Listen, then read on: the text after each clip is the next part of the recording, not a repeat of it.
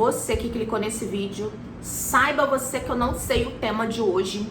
Eu só queria abrir a câmera e papear com vocês. Agora papear o quê, Tatá? Eu quero jogar um assunto. Provavelmente o tema já tá aí no título pra vocês, mas eu vou desenvolver o assunto aqui e ver o que a gente vai conversar. E é um desafio, hein? Se você assistir esse vídeo até o final, porque você de fato gosta do canal Tatá Lopardo. Seja bem-vindo, seja bem-vinda. Solta a vinheta. Bom, meu povo, eu gostaria de dizer que aqui no Rio de Janeiro tá um calor, né? Tipo um Braus, tipo, né? Um calor mesmo assim, que a gente não consegue entender de onde vem. Mas é melhor do que sentir frio, né? Eu que já senti frio abaixo de 0, eu sei que não é tão agradável assim. Então não vamos reclamar muito, vamos agradecer, né? Já que todos nós vamos passar por um Brau de alguma forma. Bom, você que chegou aqui pela primeira vez deve achar que eu sou uma louca falando nada com nada. Não. Aqui é um canal onde eu compartilho com o meu público a minha trajetória na Umbanda. Que trajetória na Umbanda, Tatá? Eu era evangélica, 32 anos, feliz, bem resolvida. Achava que estava feliz, não tinha o que reclamar, né? Só não estava me encaixando ali, achava que o problema era a doutrina, era problema de alguma coisa, não sabia explicar porque eu não nasci, né? Com 7 anos eu fui pra igreja evangélica e, gente, eu era aquela pessoinha assim que gostava, sabe? Fazia teatro quando era criança, eu tenho as falas até hoje na minha cabeça sobre o Natal. Que dia legal. Enfeites, presentes, uma canção. Mas que confusão. Olha, isso eu era criança, tá? Eu sei ainda a minha fala. E olha que eu não sou de decorar muita coisa, não. Então eu era muito feliz naquilo que eu vivia. Cresci, fiquei um pouco rebelde, que eu queria conhecer as coisas do mundo, né? E depois comecei a entender de fato a Bíblia, ter experiências, né, do Espírito Santo, mas muita coisa ali faltava pra mim, sabe? A Umbanda chegou aqui na minha vida sem eu mesma procurar, porque eu tinha preconceito, né? E esse povo que diz que não tem preconceito com a religião, né, mas não quer um filho macumbeiro. Então vamos lá, puxando o assunto, né, primeiro assunto que eu vou falar aqui, que já me veio, eu me apresentando, já me veio uma história aqui, que eu gosto de falar das coisas que eu vivo, tá, gente? Não vou citar nome de ninguém, porque não é pra expor ninguém, mas é um bate-papo, assim, aleatório. A gente começou falando agora sobre preconceito, né? Eu tinha uma amiga, hoje eu não considero uma amiga, porque a religião afasta muitas pessoas e acaba sendo um relacionamento falso. De verdade, não é um relacionamento, a gente se gosta, mas assim, fica difícil, inviável um assunto saudável com pessoas que têm uma linha de raciocínio oposto do que você pensa. E eu comecei falando agora sobre o preconceito, né? E essa amiga, né? É uma amiga assim, distante, né? Que trabalha na mesma área que eu. E recentemente eu e mais uma amiga, né? Que morava aqui comigo, a gente queria morar numa casa. Eu falei, vamos dividir uma casa, morar num espaço bem grande. E essa amiga nos mostrou uma casa perto dela. Essa amiga evangélica, né? Porque a gente se dava muito bem quando eu era de lá da igreja. Aí depois que a gente sai, a gente muda. Gente, eu comecei falando sobre preconceito, né? A gente acha que não é preconceituoso quando você vive dentro de um sistema que fala pra você que aquilo é o certo. E a gente tava falando sobre homossexualidade, né? Não sei, na mostra da casa, a gente foi papeando sobre alguns assuntos. E ela falando assim, não, mas eu não sou preconceituosa de jeito nenhum. Eu tenho amigos homossexuais que eu amo. É aquela história, né? Eu amo, eu conheço, eu tenho até um amigo, né? Assim, assado. E assim, ela não conseguiu perceber como ela é preconceituosa, porque nesse assunto ela colocou assim, eu amo, né, meus amigos homossexuais, mas dentro da minha casa eu não aceito. Meu Deus, aquilo ali me palpita o coração, gente. Vão comentando aqui embaixo se vocês são assim também, sabe? Porque eu fico trêmula por dentro quando eu ouço coisas assim desse tipo. E a pessoa não percebe e diz que não é preconceituosa. Dentro da minha casa eu não aceito. Mas por que você não aceita?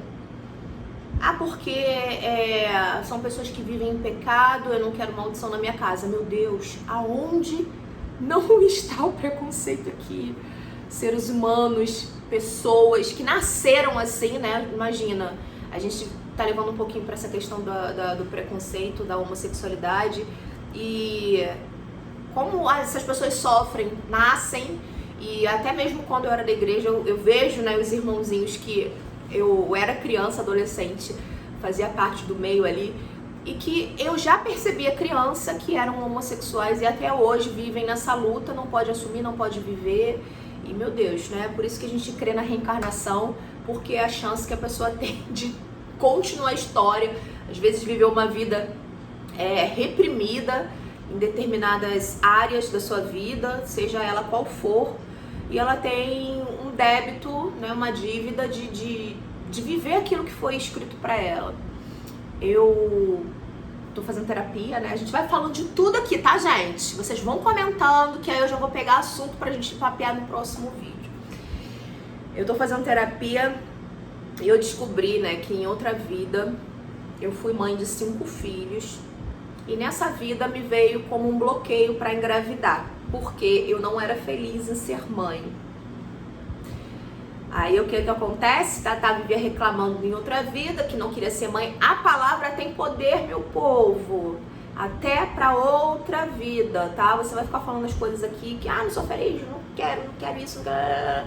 E eu não queria ser mãe de jeito nenhum. Nessa vida veio meio que bloqueado, né? Existe como na terapia multidimensional. Para quem não conhece a minha terapeuta, eu deixo sempre lá nos stories, todas as quartas-feiras eu falo do trabalho que eu faço com ela. E tem como você resgatar, né, com apoio, com a liberação dos seus ancestrais. É um trabalho muito bonito. E hoje eu entendi, né, por que eu não tive filhos, mesmo tendo como ter filho, que eu já fiz vários exames para saber se eu posso ter filho, não tem problema nenhum, mas a idade vai chegando, vai ficando mais complicado. Agora eu já não sei mais se eu quero ser mãe, porque querendo ou não, priva de muitas outras coisas, né? Mas, enfim, se eu não tiver filhos, vamos ver se eu adoto, vamos ver se eu vivo, né, de fato,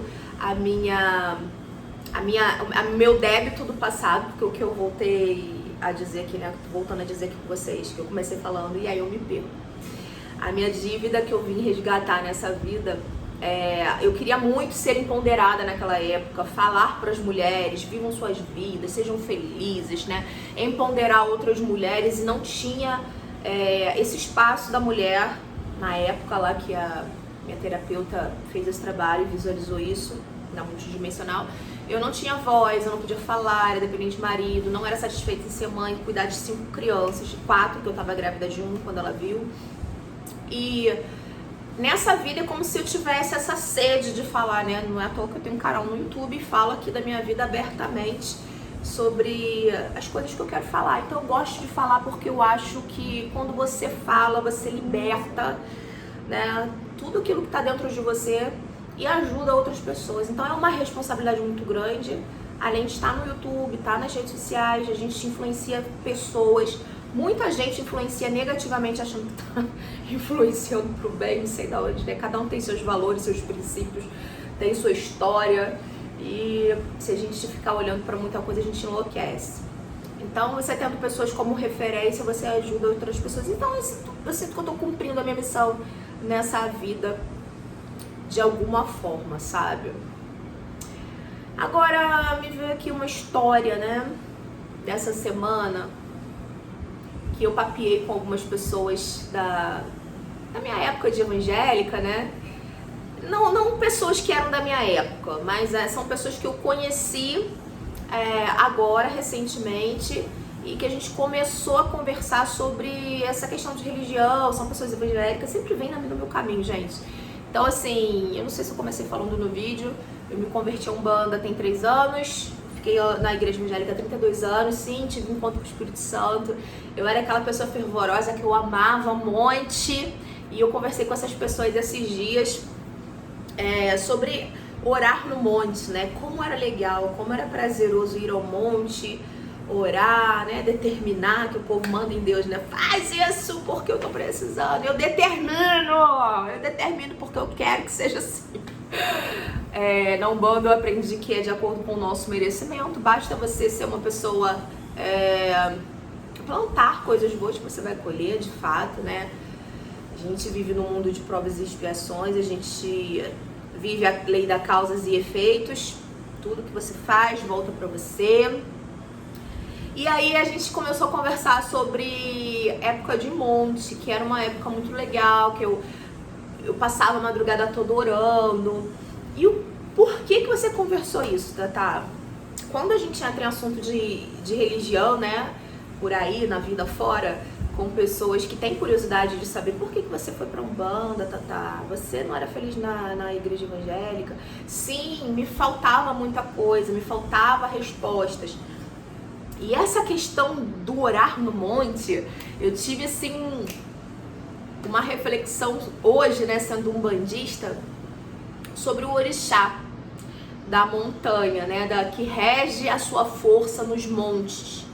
Quem é o orixá que rege a sua energia nos montes? É Xangô. E Xangô, ele é responsável, né? Cada orixá ele tem como se fosse um caminho para ajudar as pessoas, são divindades que auxiliam nós, meros mortais, na nossa vida encarnatória, nessa encarnação, né? Então, o orixá Xangô, ele rege no monte. E no monte, a gente busca, né? Eu orava muito no monte, buscava por justiça. E tá aí a energia de Xangô no monte, dando a causa da justiça. Isso não desmerece os planos de Deus na vida do cristão, que vai lá buscar, né? Ele, por que o umbandista também não pode ir, né? A gente faz as nossas macumbinhas no monte, a gente busca nossas causas também no monte, porque ele tem energia de Xangô, que, claro, vem com a bênção de Deus para nos... É como se fosse um intermediário para nos trazer aquela causa que a gente precisa.